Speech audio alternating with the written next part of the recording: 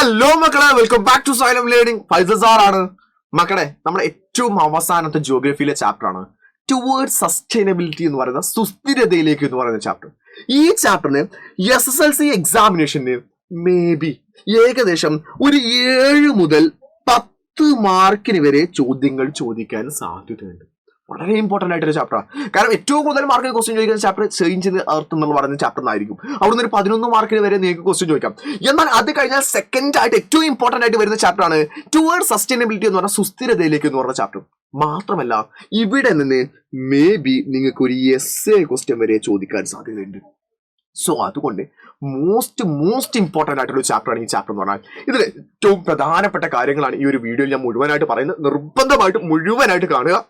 ഒരു കാര്യം ശ്രദ്ധിക്കേണ്ടതെന്ന് വെച്ചാൽ ഈ ചാപ്റ്റർ ഒരു പക്ഷേ ഏറ്റവും അവസാനത്തെ ചാപ്റ്റർ ആവുന്ന സമയത്ത് എന്തെയും ഒരു വേഗത്തിലൊക്കെ ഒരുപാട് ടോപ്പിക്കുകളൊക്കെ കംപ്ലീറ്റ് ചെയ്തായിരിക്കും. സോ അതുകൊണ്ട് ആ ഒരു ഭാഗങ്ങൾ കൃത്യമായിട്ട് ക്ലിയർ ആക്കിയിട്ട് പഠിക്കാൻ വേണ്ടിയിട്ടാണ് ഇതിലെ മോസ്റ്റ് ഇമ്പോർട്ടന്റ് ആയ ഏരിയ ആദ്യം ഞാൻ ഡിസ്കഷനിൽ പറഞ്ഞുതരാം. മക്കളെ, നമുക്ക് ആദ്യം തന്നെ ഈ റിസോഴ്സുകൾ ഉണ്ടല്ലോ മക്കളെ, വിഭവങ്ങൾ ഉണ്ടല്ലോ, ഈ വിഭവങ്ങൾ നമുക്ക് 4 രീതിയിൽ നമുക്ക് ഡിവൈഡ് ചെയ്യാൻ പറ്റും. 4 രീതിയിൽ ക്ലാസിഫൈ ചെയ്യാൻ പറ്റും. ഒന്ന് on the base of origin, അതിന്റെ ഉത്ഭവത്തിന്റെ അടിസ്ഥാനത്തിൽ ഡിവൈഡ് ചെയ്യാം. രണ്ടാമത് റിന്യൂവബിലിറ്റി, പുനഃസ്ഥാപന ശേഷിയുടെ അടിസ്ഥാനത്തിൽ ഡിവൈഡ് ചെയ്യാം. ഓണർഷിപ്പ്, ഉടമസ്ഥതയുടെ ബേസിൽ ഡിവൈഡ് ചെയ്യാം. സ്റ്റേറ്റ് ഓഫ് ഡെവലപ്മെന്റ്, വികസനത്തിന്റെ അവസ്ഥയിൽ ഡിവൈഡ് ചെയ്യാം. ഇതെന്താണെന്നല്ലേ ഓരോന്നിന്റെ ഡീറ്റെയിൽ ഞാൻ പറഞ്ഞുതരാം മക്കളെ. ദ ഫസ്റ്റ് വൺ എന്ന് പറയുന്നത് ഈ റിസോഴ്സിൽ നമ്മൾ on the base of origin, അതിന്റെ ഉത്ഭവത്തിന്റെ അടിസ്ഥാനത്തിൽ നമ്മൾ ഡിവൈഡ് ചെയ്യുകയാണെങ്കിൽ അത് നമ്മൾ 2 ആയിട്ടാണ് പറയാനുള്ളത്. ഒന്ന് ബയോട്ടിക്കും, രണ്ടാമത് അബയോട്ടിക്കും എന്ന് പറയും. ജൈവ വിഭവങ്ങളും അജൈവ വിഭവങ്ങളും എന്ന് പറയും. അതിൽ ബയോട്ടിക് എന്ന് പറയുന്നത് ജൈവമണ്ഡലത്തിന്റെ ഭാഗമായതും ജീവനുള്ളതിനെയുമാണ് ബയോട്ടിക് അഥവാ ജൈവ വിഭവങ്ങൾ എന്ന് പറയാം. അതായിരിക്കും it's a part of the biosphere. ബയോസ്ഫിയറിന്റെ പാർട്ടായിരിക്കും. അതിനെന്തായിരിക്കും ജീവൻ ഉണ്ടായിരിക്കും. അതിന് ബയോട്ടിക് ആണ്, അതിന് എന്തായിരിക്കും ജീവനുള്ള കാര്യമായിരിക്കും. അതേസമയം എന്തെല്ലാം അബയോട്ടിക് എന്ന് പറഞ്ഞാൽ ജീവൻ ഇല്ലാത്തതാണ്.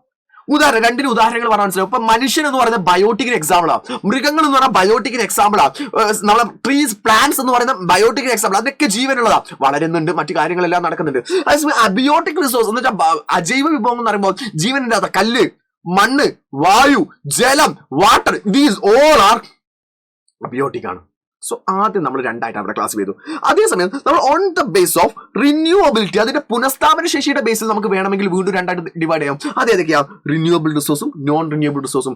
പുനഃസ്ഥാപിക്കാൻ കഴിയുന്നതും പുനഃസ്ഥാപിക്കാൻ കഴിയാത്തതും. മേ ബി ഇവിടെ നിന്നായിരിക്കും ഒരു essay ക്വസ്റ്റ്യൻ ഒക്കെ വരാൻ സാധ്യത കേട്ടോ. ഇതിന്റെ ഡീറ്റെയിലുകൾ പഠിക്കണേ. അപ്പൊ റിന്യൂവബിൾ റിസോഴ്സ് എന്ന് പറഞ്ഞാൽ പുനഃസ്ഥാപിക്കാൻ കഴിയുന്ന വിഭവം, അതുപോലെ തന്നെ പുനഃസ്ഥാപിക്കാൻ കഴിയാത്ത വിഭവം എന്ന് പറഞ്ഞാൽ 2 ആയിട്ടാണല്ലോ നമ്മൾ തരംതിരിക്കുന്നത്.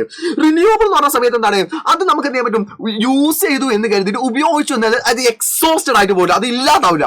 V can use again and again. അത് വീണ്ടും നമുക്ക് എന്ത് ചെയ്യാൻ പറ്റും, അതിന് ഉപയോഗിക്കാൻ പറ്റില്ല. അതൊരിക്കലും എക്സോസ്റ്റഡ് ആയിട്ട് ഇല്ലാതായിട്ട് പോകില്ല. അത് റിന്യൂ എന്ത് ചെയ്യും, ആയിക്കൊണ്ടേയിരിക്കുന്നതാണ്. അത് വീണ്ടും ഉണ്ടായിക്കൊണ്ടേയിരിക്കുന്നതാണ് എന്ത് വിളിക്കുക, റിന്യൂവബിൾ റിസോഴ്സ്, പുനഃസ്ഥാപിക്കാൻ കഴിയുന്ന വിളിക്കാം. ഫോർ എക്സാമ്പിൾ സൂര്യപ്രകാശം ഉപയോഗിച്ചു ഇല്ലാതാവോ? ഇല്ല. അതുപോലെ തന്നെ കാറ്റ് ഉപയോഗിച്ചു ഇല്ലാതാവോ?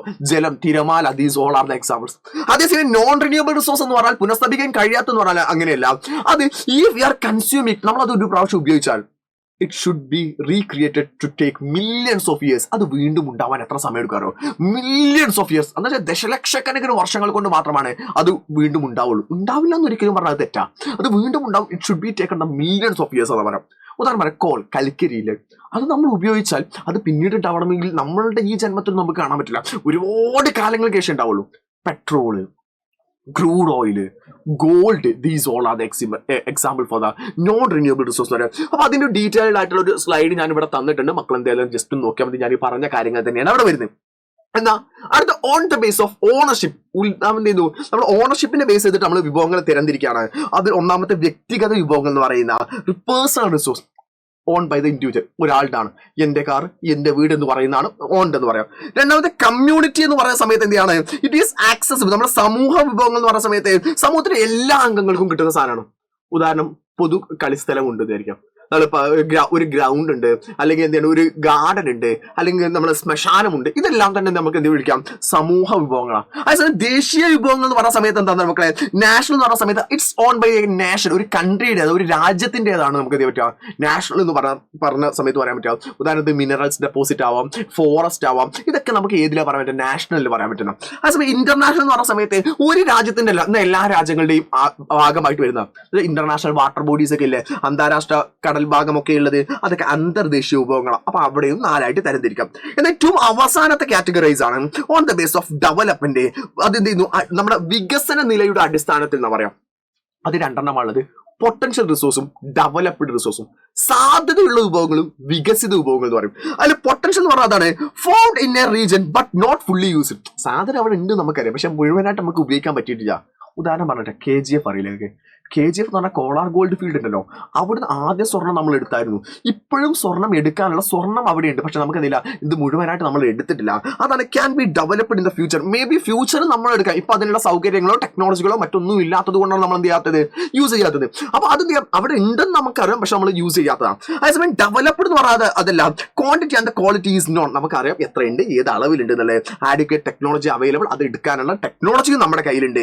യൂസർ എഫിഷ്യൻ അറ്റ് ദ പ്രസന്റ് നമ്മളിപ്പോൾ എന്ത് ചെയ്യുന്നുണ്ട്, ഉപയോഗിച്ചുകൊണ്ടിരിക്കുന്നുണ്ട്.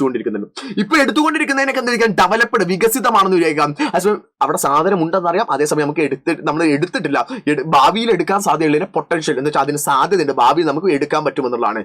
സോ ഈ ഒരു ചാപ്റ്ററിലെ ഏറ്റവും ഇമ്പോർട്ടൻ്റ് ആയ ഒരു ടോപ്പിക്കാണ് ഈ ഒരു ഭാഗം എന്ന് പറഞ്ഞാൽ. സോ കൃത്യമായിട്ട് മനസ്സിലായിട്ടില്ല. ഇതുപോലത്തെ ഏതെങ്കിലും ചാപ്റ്റേഴ്സിലെ ഏതെങ്കിലും ഏരിയാസ് നിങ്ങൾക്ക് വേണ്ടതുണ്ടോ, വേണമെങ്കിൽ തൊട്ട് താഴെ കമൻറ്റ് ഇട്ടാൽ മതി. കൃത്യമായിട്ട് നമ്മൾ തരുന്നതാണ്.